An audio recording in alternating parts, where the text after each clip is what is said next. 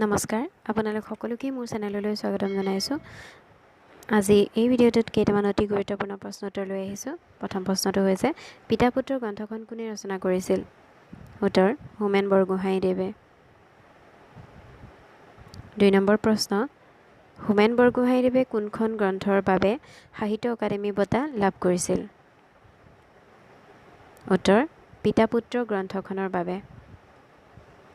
৩ number প্ৰশ্ন হোমেন বৰগোহাঞিদেৱৰ দ্বাৰা প্ৰকাশিত উপন্যাস কেইখনৰ নাম কি কি? উত্তৰ সাউদৰ পুতেকে নাও মেলি যায়, সুবালা, হালধীয়া চৰাই বাওধান খায়, নিসংগতা, তান্ত্ৰিক, বিষণ্ণতা, অস্তৰাগ, পিতা পুত্ৰ, এদিনৰ ডায়েৰী, মৎস্যগন্ধা আদি। ৪ নম্বৰ প্ৰশ্ন হোমেন বৰগোহাঞিদেৱৰ কবিতা পুথিখনৰ নাম কি? উত্তৰ হৈমন্তী। ৫ নম্বৰ প্ৰশ্ন হোমেন বৰগোহাঞি অসম সাহিত্য সভাৰ কোনখন অধিৱেশনৰ সভাপতি আছিল? উত্তৰ তেখেত অসম সাহিত্য সভাৰ ২০০১ চনত ডিব্ৰুগড় আৰু ২০০২ চনত কলগাছিয়া অধিৱেশনৰ সভাপতি আছিল। ৬ নম্বৰ প্ৰশ্ন হোমেন বৰগোহাঞিদেৱৰ আত্মজীৱনীমূলক গ্ৰন্থ কেইখনৰ নাম কি কি? উত্তৰ আত্মানুসন্ধান, মোৰ সাংবাদিক জীৱন, মোৰ হৃদয় এখন যুদ্ধক্ষেত্ৰ আদি। ৭ নম্বৰ প্ৰশ্ন মেকং নৈ দেখিলোঁ শীৰ্ষক গ্ৰন্থখনৰ ৰচক কোন আছিল? উত্তৰ হেম বৰুৱা। ৮ নম্বৰ প্ৰশ্ন হেম বৰুৱাদেৱে ৰচনা কৰা গ্ৰন্থ কেইখনৰ নাম কি কি? উত্তৰ সাগৰ দেখিছা, ৰঙা কৰবীৰ ফুল, কিউপিড আৰু চাইকি, সাহিত্য আৰু সাহিত্য, বালিচন্দা, আচু ফুল, ইজৰাইল, কন্নকী, মনময়ূৰী, বহাগতে পাতি যাওঁ বিয়া আদি। ৯ নম্বৰ মমতাৰ চিঠি নামৰ কবিতাটোৰ ৰচক কোন? উত্তৰ হেম বৰুৱা। ১০ নম্বৰ প্ৰশ্ন হেমকোষ অভিধানৰ প্ৰণেতাজন কোন? উত্তৰ হেমচন্দ্ৰ বৰুৱা।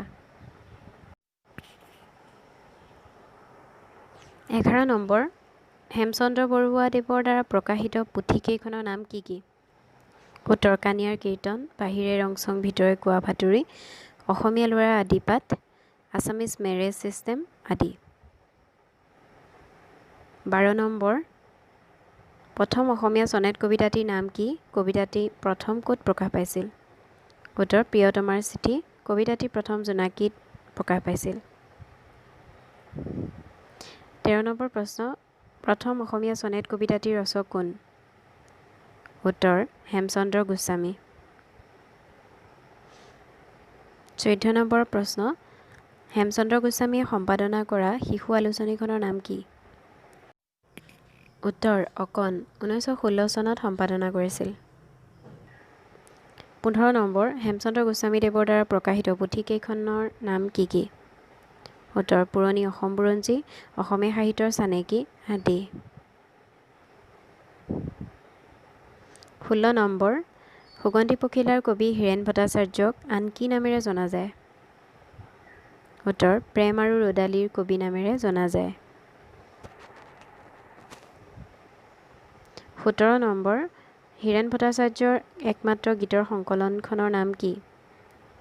উত্তৰ তোমাৰ গান। ১৮ নম্বৰ হীৰেণ ভট্টাচাৰ্যৰ প্ৰকাশিত পুথি কেইখনৰ নাম কি কি? উত্তৰ শইচৰ পথাৰ মানুহ, সুগন্ধি পখিলা, ভালপোৱাৰ বোকামাটি, মোৰ প্ৰিয় বৰ্ণমালা আদি। ১৯ নম্বৰ কোনখন কাব্যগ্ৰন্থৰ বাবে হীৰেণ ভট্টাচাৰ্যই সাহিত্য অকাডেমি বঁটা লাভ কৰিছিল? উত্তৰ শইচৰ পথাৰ মানুহ কাব্যগ্ৰন্থৰ বাবে। ২০ নম্বৰ প্ৰশ্ন গোলাম গল্প সংকলনখনৰ গল্পাকাৰজনৰ নাম কি? উত্তৰ সৌৰভ কুমাৰ চলিহা। তেখেতে গোলাম নামৰ গল্প সংকলনখনৰ বাবে ১৯৭৪ চনত সাহিত্য অকাডেমি বঁটা লাভ কৰিছিল। আজিৰ ভিডিঅ'টোৰ শেষৰটো প্ৰশ্ন হ'ল আজিৰ মানুহ এইটো জীৱন আদি উপন্যাসৰ ৰচক কোন? উত্তৰ হিতেশ ডেকা। ধন্যবাদ ভিডিঅ'টো সম্পূৰ্ণ চোৱাৰ বাবে। আশা কৰোঁ ভিডিঅ'টোৰ পৰা অকণমান হ'লেও উপকৃত হ'ব।